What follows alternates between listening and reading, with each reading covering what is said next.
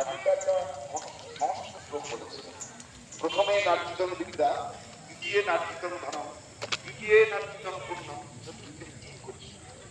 যদি আমি প্রথমে বিদ্যা অর্জন না করি, দ্বিতীয়, তাই যদি আমি চার বছর শিখি, আমি বোঝাতে চাইছি যে তখন আমার ঠাকুরটাই আমাদেরকে প্রথম পড়াশোনা করার যে বাগানটা,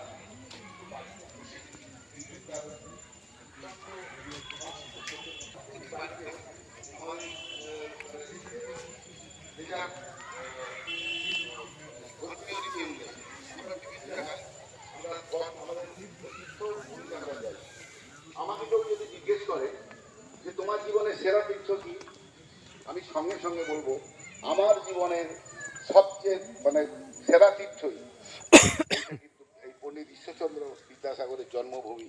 কারণ এটা আমাকে স্বীকার করতে হবে, কারণ যিনি মুখে ভাষা দিয়েছেন, যিনি আমাদেরকে আমাদের এই শৃঙ্খলাবদ্ধ জীবনটাকে সুন্দর করে দিয়েছেন, তিনি কিন্তু পণ্ডিত ঈশ্বরচন্দ্র বিদ্যাসাগর। আমাদের একটা বিশৃঙ্খল জীবন ছিল। আপনারা আজকে আমাদের সম্মানীয় মুখ্যমন্ত্রী মমতা বন্দ্যোপাধ্যায়